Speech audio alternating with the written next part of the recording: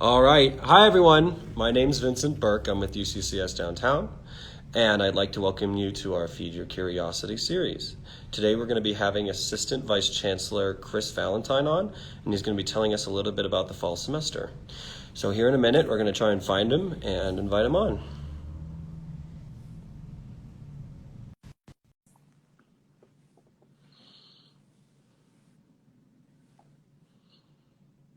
All right. Hi, Chris. How's it going? Hey, Vincent, good to see you. It's Doing good to see great. you, too. Well, thank you for joining us today. Oh, happy to be here. I can honestly say I'm an old guy, so this is my first Instagram Live, so thanks for letting me be part of Fantastic. it. Well, I'm glad we're going to be the inaugural attempt here. So, really quickly, before we kind of get into business, can you tell us a little bit about yourself and how you became Assistant Vice Chancellor? Sure. I'm proud to share that I'm a UCCS alum myself. I graduated Fantastic. with a master's degree in communication many years ago. We won't go into the details there. But I had the pleasure of rejoining the UCCS community about a year ago when I started my job here. My role at the time was new on campus, so I'm the first Assistant Vice Chancellor for Marketing Communications. And I Oh, really enjoyed reconnecting with the campus. There's some faculty members who, when I was a student here many years ago, are still here and still teaching, so it's fun to reconnect with those. So one of the biggest challenges I've faced, in my short tenure here was obviously, as you can imagine, the coronavirus and yep. all the leading the communication effort around that. So I really appreciate you allowing me to be on here to help educate our staff and our students and our community kind of what we're doing to get back to campus here this fall. Great. Yeah, talk about baptism by fire on that end.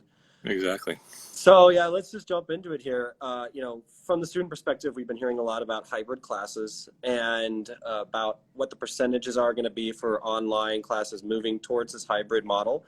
Can you tell us a little bit about what a hybrid class is going to be and what we can expect from that as far as programs are concerned? Sure.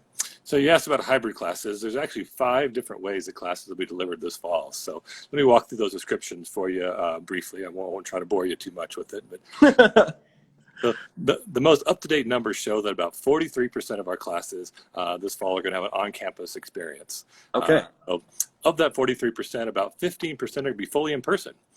So it's good news. So this number will hopefully go up a bit as we work to get some different room arrangements, that kind of thing. But these fully in-person classes, think of those as your upper-level engineering class or your nursing classes where you have to touch something to complete your class. It's not just reading and listening to lectures. So those are about 15% fully in person.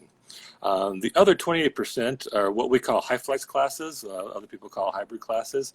These are those classes that kind of blend remote learning and in-person experience a little bit. So you do some work remotely, you do some time in class. The example I usually give is think of a lab class. So at home you can watch the lecture and do your reading, that kind of thing. But then there's one day a week you come in and do your actual chemistry lab where you're mixing chemicals and stuff like that you have to do in person. So a little bit there. So, which is fun. A couple other examples there. So about 25% of the classes we call remote synchronous. So these are classes that meet remotely but have a scheduled time that they meet. It'll be like a Zoom meeting or a Teams, Microsoft Teams meeting. So think about classes that are group discussion classes, where you need if your class is at 10 a.m. on Tuesday, you all get together at 10 a.m. on Tuesday and you discuss something or however that class is set. So a little more interactive. So that's why the faculty want to have those synchronous. Okay, gotcha. About 70% of the classes are traditional online format. So this is the format that before the pandemic, you would still meet those classes online. So just continuing those classes, they really didn't change at all due to the pandemic, just doing what they do. And the last one that a lot of folks are talking about is about 12% of the classes are remote asynchronous classes. So this is where the faculty member just puts the work up online, and at your convenience as a student, you go online and you watch the lecture, you get the work done, you submit your papers, whatever you need to do, but you're not on a set schedule. So Gotcha. So those are the different kinds of classes there. So it's a variety, as you can see. They're pretty evenly split between the different types.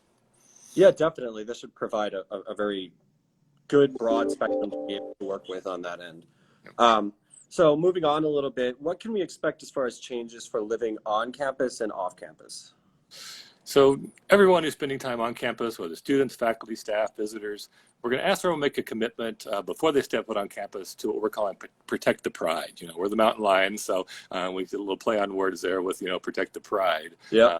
will. So there's a Protect the Pride pledge, and it's simple. It's a commitment to wear your face covering when you're in public spaces on campus, maintaining your social distance. Make sure you don't overcrowd spaces. We don't want people gathering, in front of the coffee bars or areas like that. And it's the bottom line is we want everyone to do their best to keep their friends, family, and classmates all safe. And that's Right. the line there. So. Fantastic. Okay. So with that, when we're talking about following protocols, really quickly, I think we should touch on, for students, faculty's sake, what we can expect as far as enforcement about these protocols on campus. Yep. So before we dive there, let me touch a little bit on.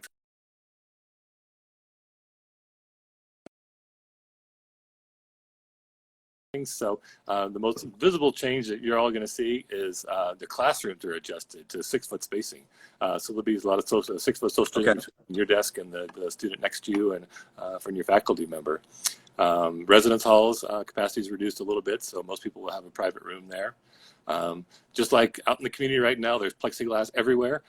Campus, when you get back on campus, you're going to see the same plexiglass in front of all kinds of service desks and places where you interact with somebody. And then there's places like on campus, like the library and the rec center, where we'll have capacity limits. There's places in the community where you have to queue outside until somebody leaves, and the same thing. You'll see that type of thing as well. And then some of the offices, you'll see a combination of in-person and remote services. So all the staff have not just rushed back to campus, so leaders are being kind of thoughtful about who needs to be on campus and what services can be delivered remotely. So it's about enforcement. Yeah, that's a topic that's come up a lot lately. So Definitely. Everyone who's a student here agrees to following the student code of conduct. So as soon as you sign up, you get to agree to that. But starting this semester, the code of conduct has been modified a little bit, and it now includes Protect the Pride. I have trouble saying that alliteration there. Protect the Pride pledge. So students will be held accountable, protect themselves and others. So for those who haven't seen the Protect the Pride pledge, it's things we're all doing. It's wearing your face mask, maintaining social distancing, and keeping in mind that your decisions don't just impact you; it impacts your family, your friends, your loved ones, anybody around you. So we're asking everyone to make smart decisions. Fantastic. Okay. So that kind of covers a lot of the questions we had for the interview today. Are there any final words from the Chancellor's office? Yeah. Obviously, I can't speak for the Chancellor. I talk to him almost every day, but I do know his thoughts. I'd like to echo some of his thoughts. And he says, we all have a part to play in maintaining the health and safety this semester, and the continued ability of our students to earn their degrees and pursue their dreams rest on our collective commitment to do our part. And the Chancellor always says, this is his mantra, and whenever you hear him speak, he talks about the 3 W's. Wear your mask, wash your hands, and watch your social distance. Okay. It's not because someone told you to. It's because we care about your safety and the safety of your friends and the whole Mountain Lion community. So that's the bottom line there. Outstanding. Well, thank you again. We really appreciate having you on, Chris. During COVID, it's very important that we have transparency and communication on all ends to be able to get through this. So I'm sure our audience would love to hear from you again, perhaps in the future. We can come back to this and let them know some updates. Yep, we're always happy to keep everybody up to speed. That's what a communicator does, is try to get the information out to the right audience at the right time. So I appreciate this opportunity to talk to you and, of course, all your followers. All right. Thanks, Chris. We'll be seeing you soon. All right. Thanks so much. Bye. Bye. So that was Chris Valentine, Assistant Vice Chancellor for Marketing Communications. And we're just going to kind of wrap up today's session with a brief update on how we're going to be operating for the next couple of weeks.